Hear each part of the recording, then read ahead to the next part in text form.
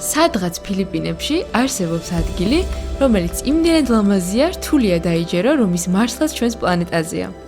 ეს პალავანია, სადაც შუა ოკეანეში, პრეისტორიულ კლდეებში აშენებულია წყლის სახლები. ჩვენ აღმოჩნდით იმ იღბლიან ადამიანთა სიაში, ვინც ესტუმრა, დარჩა და გადაიღო ეს საოცარი ადგილი. თუმცა ფილიპინები უფრო მეტი აღმოჩნდა, ვიდრე ერთი სასტუმრო. მსოფლიოში საუკეთესო სანაპიროები. ყველაზე ბედნიერი და მხიარული ხალხი, ვინც კი სადმე გვინახავს. დაუსრულებელი ცისფერი ლაგუნები. ხელშეუხებელი ბუნება და უძველესი ტომები. აქამდე მოსასვლელად 9 და უამრავი თავგადასავალი გავიარეთ, რადგან განსაკუთრებული გამოცდილება ხშირად გრძელი გზის გავლას მოითხოვს. ეს ვიდეოც კი ჩვენს ერთ არაამქვეყნიურ მოგზაურობაზე მოგიყვებათ. სამდღიანი ძალიან გრძელი გზის შემდეგ როგორც იქნა პალავანზე ვართ, მაგრამ ღამე ჩამოვედით და წარმოდგენა არ გვაქვს საერთოდ სად ვართ და როგორია აქაურობა. ეხლა ჩავხსდებით მანქანაში და გავუდგებით 5 საათიან გზას ელ-ნიდომდე, ანუ ჩრდილოეთში მივდივართ. მოკლედ წავედით. გზა საკმაოდ გრძელი და დამღლელი, მაგრამ ულამაზესი იყო და მარტივად შეგვექმნა წარმოდგენა თუ სად ჩამოვედით.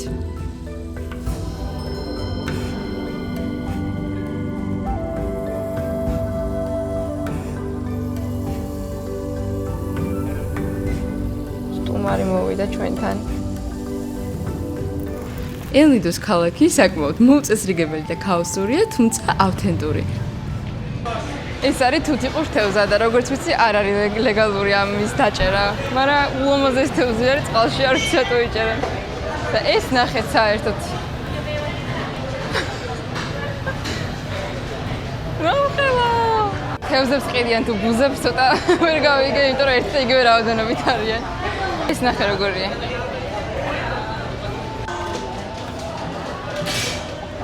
გარშემო იმდენად ლამაზი ბუნება და კუნძულებია და ისეთი საყვარელი ხალხია, რომ შეუძლებელია იქაურობა არ შეგიყვარდეთ. აი, ასეთი სილამაზე ჩანს რუკაზე. სანამ წყლის სახლზე წავიდოდით კუნძულ კორონზე, გადავწყვიტეთ ელ-ნიდოში ერთ-ერთი ყველაზე ლამაზი სანაპირო ნაკპანი გვენახა.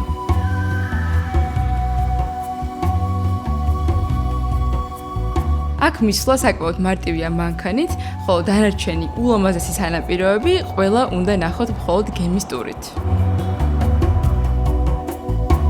ნაკპანის სანაპირო პირველივე დანახვისთანავე შეგვიყვარდა. ყველაფერი იდეალური იყო, თეთრი ქვიშა, თბილი წყალი, პალმების უზარმაზარი ტყეები.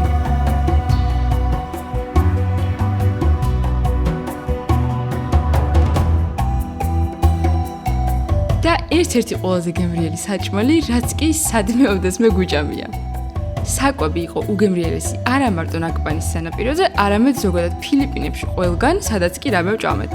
ფასები იყო საკმაოდ ნორმალური, 2 ადამიანს ერთი ჭამა დაახლოებით 70-დან 100 ლარამდე გვიჯდებოდა. თუმცა გაითვალისწინეთ, რომ ელ-ნიდო ერთ-ერთი ყველაზე ძვირადღირებული მხარეა ფილიპინებში. აქვე ნაკპანის სანაპიროზე აკეთებენ ნამდვილ ფილიპინურ პინა კოლადას და გადავწყვიტეთ გვეჩვენებინა მთელი პროცესი. ეხავენ ქოქოს და იწყებენ შუაგულის გახეხვას. რასაც დაახლოებით 10 წუთი ჭირდება.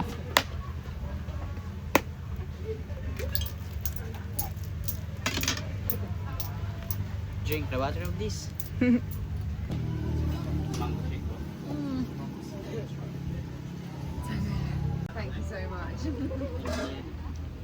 შემდეგ გახეხილ ქოქოს ხელით წურავენ და იღებენ ქოქოსის კრემს. კრემი ცალკე გაგვასინჯეს და სასწაული იყო და შემდეგ ეს კრემი და ანანასი ერთმანეთში აურიეს. ეს პინაკოლადა 20 ლარი ღირდა და ყველაზე გემრიელი პინაკოლადა იყო, რაც კი ოდესმე გაგვისინჯავს. როგორია?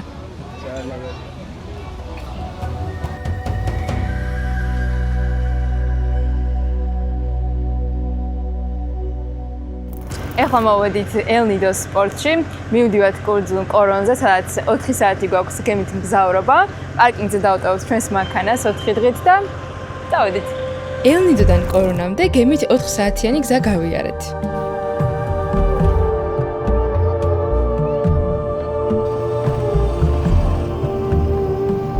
კორონი ფილიპინების ერთი ჩვეულებრივი კუნძული არ არის. აქაური ბუნება იმდენად უნიკალურია, რომ მსგავსი სილამაზე სხვაგან არსად გვინახავს. საუკეთესო ადგილების ნახვა ტურით გადავწყვიტეთ. სწორედ ამ გემის ტურზე გავიცანით ფილიპინელი ხალხი თუ როგორი უშუალოები და ლაღები არიან.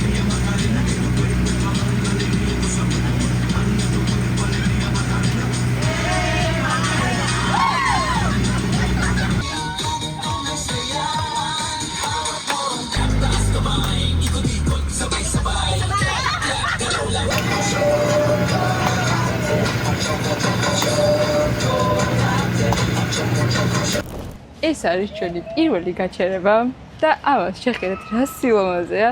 სულ რომ ბოლო გაჩერება იყოს, ყოფილი ვიქნებოდი რომ მარტო ეს გვენახა, მაგრამ კიდევ ძალიან ბევრი ადგილი გვაქვს სანახავი.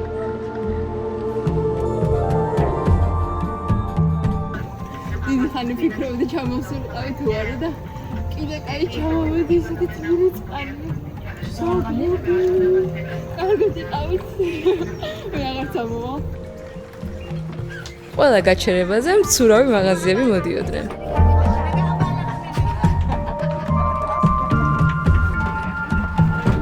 ამ ადგილს ქვია ტყუპების ლაგუნა და დრონის კადრში ნახავთ თუ რატო ენძახიან ამ ადგილს.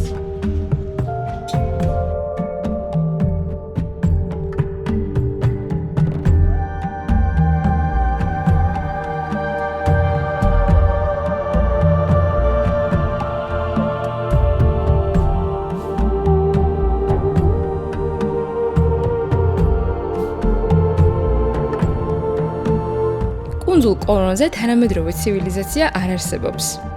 აქ მხოლოდ ერთი უძველესი ტომი ცხოვრობს, რომელსაც ტაგბანვა ქვია და მათ შესახებ მოგვიანებით მოგიყვებით.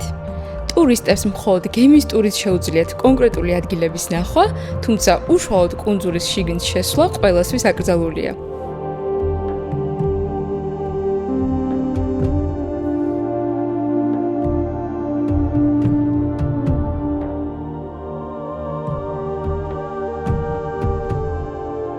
რამდენიმე გაჩერება გვქონდა ულომაზეს ადგილას და საკმაოდ მხიარული დრო გავატარეთ ფილიპინელ ხალხთან ერთად.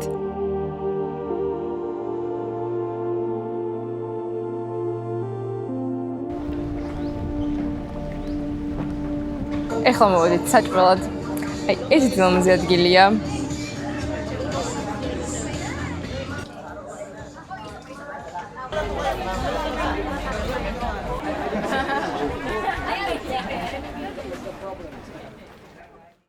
ეხლა ვტოვებთ ჩვენს სასტუმროს და მივდივართ ყველასგან და ყველაფრისგან მოწყვეტილ სასტუმროში, რომელიც წყალზე დგას და ერთი სული მაქვს ნახოთ როგორ გავატარებთ ამ 24 საათს.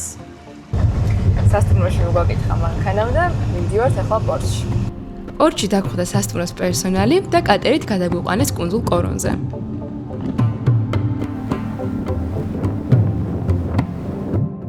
სანამ ჩვენი ოთახი გამზადდებოდა, მოგვიყვანეს რესტორანში, რომელიც ასევე წყალზე დგას.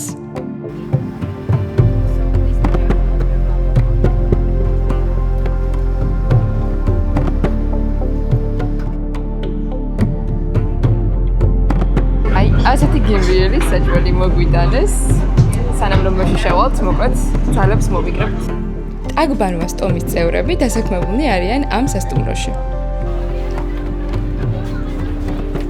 წავედით წყლის სახლისკენ, სადამდე მოსასვლელადაც ნახევარი დედამიწა გავიარეთ და ერთი სული გვქონდა გვენახა თუ სად გავატარებდით მომდევნო 24 საათს.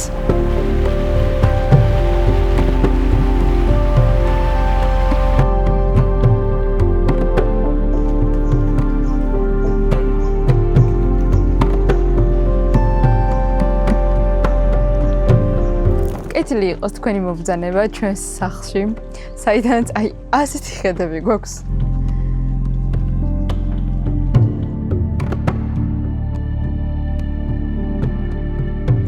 ეს არის ჩვენი ვერანდა, სადაც რუჯს მივიღებთ. ეს არის ჩვენი პატარა სამზარეულო, სადაც მივირთმევთ ხოლმე. ეხლა წავიდეთ ჩვენს საძინებელში.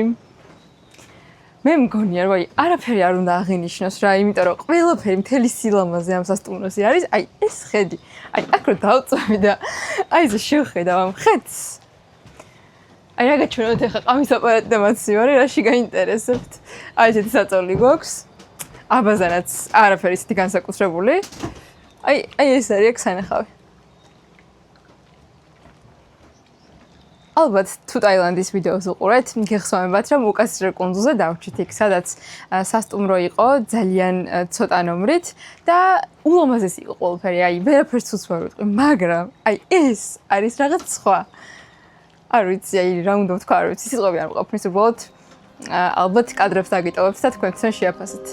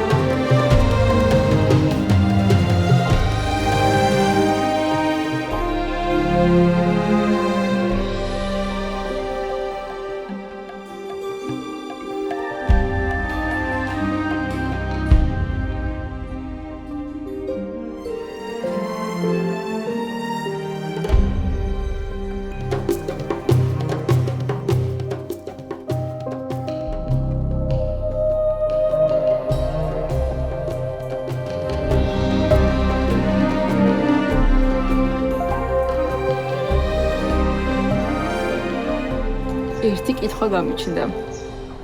1-დან 10-მდე რამდენად ბედნიერი ხარ? 17. 19. 20. აი მეგობრებო, აი ეს ცილონს რო უყურებ, თუ დებილდები ადამიანი და დებილებს ლაპარაკობ. ეხა იცი რა გამახსენდა? ადამ სენდლერის ფილმი რო არის, პულტი რო აქვს და ახლოს საკეთიქით და აპაუზებს დროს. აი ეხა ეგ პულტი ვინმე მომეცით, უნდა დავაპაუზო და ესე ვიყო აქ ალბათ 1-2 კვირა ან მეტი, რა ვიცი. ეგ პულტი მინდა ერთი სიტყვით. ჩემი ჩასხრის მეორე მცდელობა, იმიტომ რომ ამ მუქი წყლის ძალიან მეშინია. პატარა დოზით ალბათ თალსოფობიაც მჭერს. სხვათა შორის ცურვაც არ ვიცი კარგად, არავის უსწავლებია ჩემთვის და რაც შემიძლია ვაკეთებ ხოლმე. აქ ისეთი საშინელი წყალი არის, ისეთი მუქი წყალი არის, არავის ხამდე გავალ, გონია რომ რაღაც მონსტრი ამოვა და შემჭამს. ეს თორე წყალი თბილია და თუ მოკვდები თუ წყალში მოკვდები. ქვემოთ არ ვიყურები და ისე ვიდეო არ იქცი. კარგად. კრაბი დავინახე.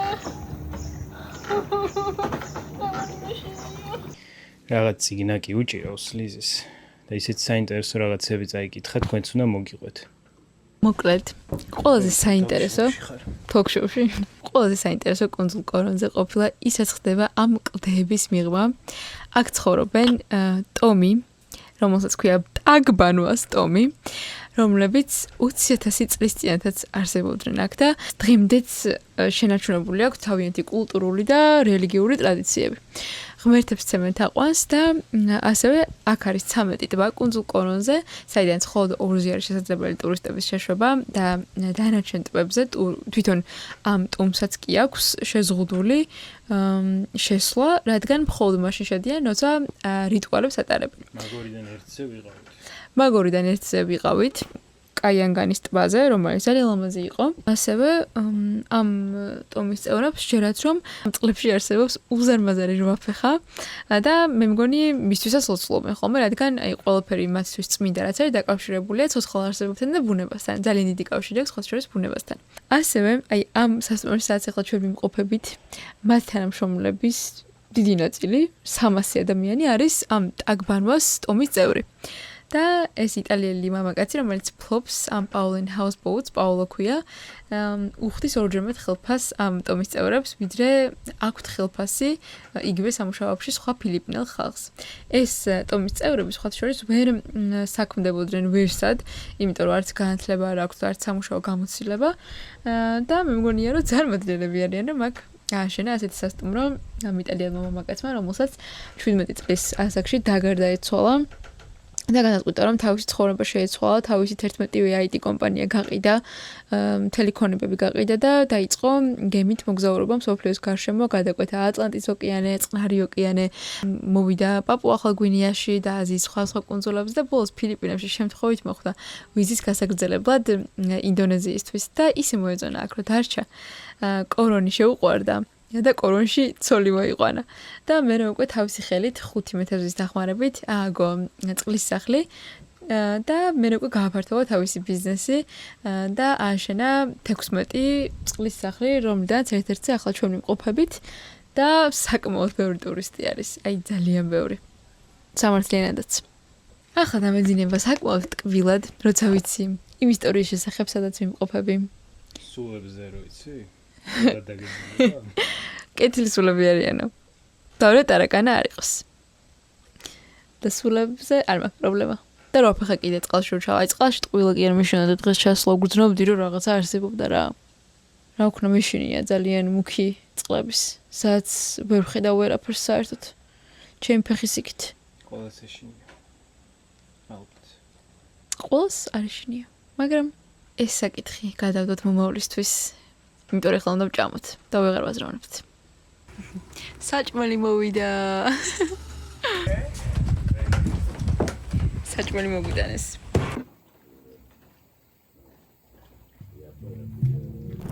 გათენდა მეორე დღე და მოგვიტანეს უგემრიელესი საუზმე.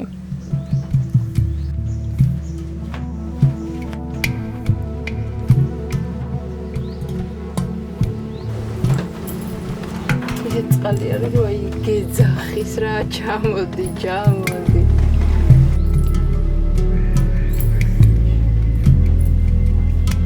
სანამ სასტუმროდან გავიდოდით რო გქონდა რომ გვეცურავა და კაიაკით დაგვეთვალიერებინა აქაურობა კაიაკით და ზოგიერთ ლაგუნაზე შესვლაც ტურისტებისთვის ფასიანია მაგრამ ამ სასტუმროში ვინც რჩება ფასში ყველაფერი შედის ეს დღე ჩვენს ცხოვრებაში საუკეთესო დღე იყო და რა თქმა უნდა არ გვინდოდა რომ ოდესმე დამთავრებულიყო, მაგრამ ვიცოდით რომ ელ-ნიდოში არანაკლებ დაუვიწყარი თავგადასავლები გველოდა. იყო უკეთის რაღაცებისკენ მივიდივართ. დაუბრუნდით ელ-ნიდოში, სადაც რამდენიმე გემის ტური ავიღეთ, რადგან საუკეთესო ადგილების ნახვა სწორედ ოკეანეში ხმელეთისგან მოშორებითაა შესაძლებელი. ფიქრობდით, რომ კორონის შემდეგ ჩვენი გაოცება საკმაოდ რთული იქნებოდა, მაგრამ ელ-ნიდომ ყველანაირ მოლოდინს გადააჭარბა. გემის ტურით ვნახეთ ცისფერი ლაგუნები, გამოქვაბულები და საიდუმლო სანაპიროები. ულამაზესი წყლის ფერი და 250 მეტრიანი კლდეები დაუჯერებელ სანახაობას ქმნის.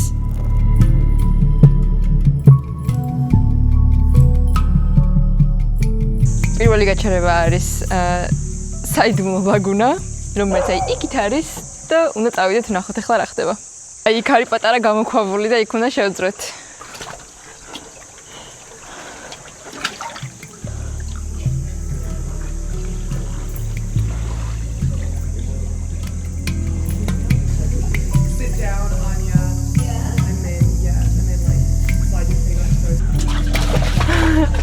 ეშინე და ჩასვლა და ჩავიდა მაინც.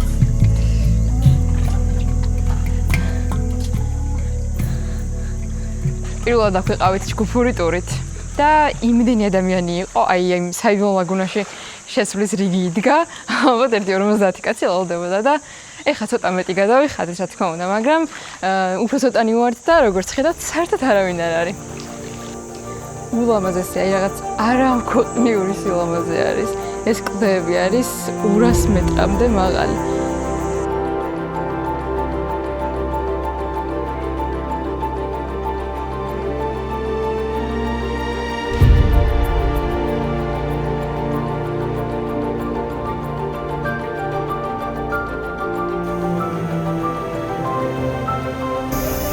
ჩვენი კაიაკი დავაპარკინგეთ ცისფერ ლაგუნაში და ეხლა ფეხით გავივიდეთ ცოტა სავათვალიერებთ აქაურობას. ულამაზესია.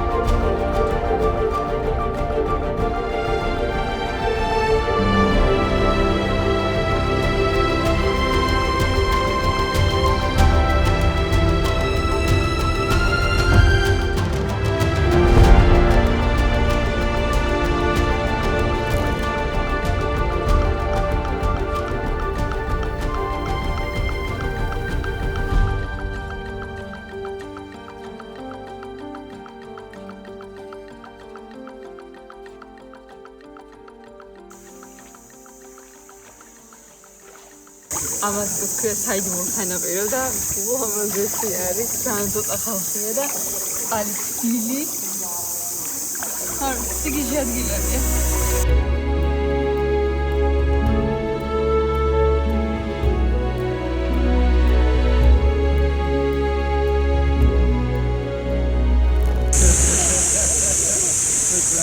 ეხლა ლანჩი გვაქვს და უგემრიელესი საჭმელია. ცოტა ვერ ვიყავი აქამდე ისე მშიო და უკვე ვეღარ აღვქვავდი ვერაფერს სად ვიყავი, მაგრამ დაგემრიელია.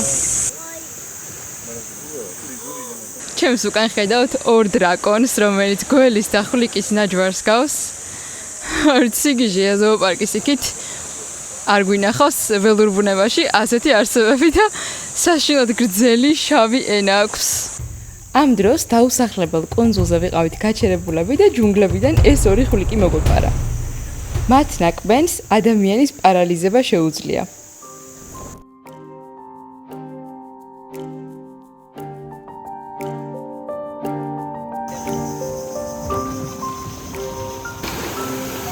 ეს სანაპირო არის მსოფლიოში მეორე ადგილზე ულამაზეს და საოცარი ქვიშა არის, ქვილივით არის ქვიშა.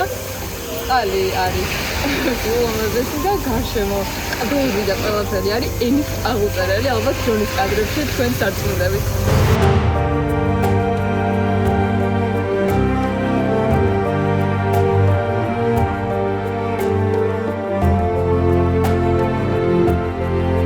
სულ ცოტა ხნის წინ ენტალულა მსოფლიოში ნომერ 1 სანაპიროდ აღიარეს სილამაზით.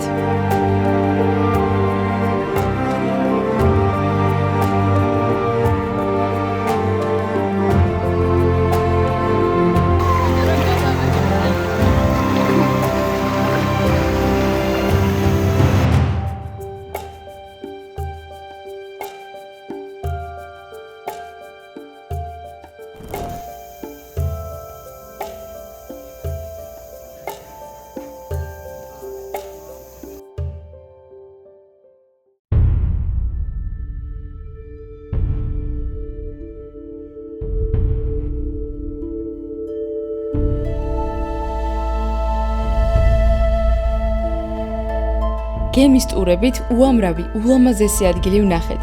ერთ-ერთია კადლაოს ლაგუნა. ეს ადგილი საკმაოდ ცნობილია ტურისტებში თავისი ფირუზისფერი წყლის გამო. თუმცა ასევე ვიყავით ისეთ ადგილებში, რომლებიც რუკაზე საერთოდ არ არის დატანილი.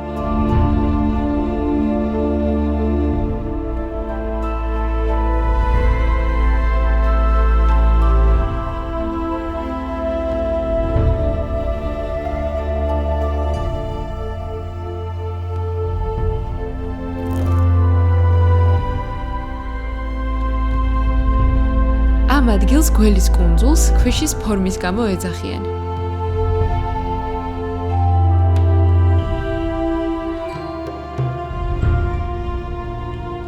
პალავანი ფილიპინების ყველაზე ლამაზი კუნძულია და ალბათ ამ შთაბეჭდილებებს ვერც ერთი სხვა ქვეყანა ვერ გადაფარავს. თამამად ვიტყვი, რომ თუ მსოფლიოში საუკეთესო სანაპიროების ნახვა გსურთ, აუცილებლად პალავანზე უნდა ჩამოხვიდეთ. მაგრამ მეორე მხრივ, ამ ადგილების ნახვის შემდეგ აღარაფერი გაგაკვირვებთ.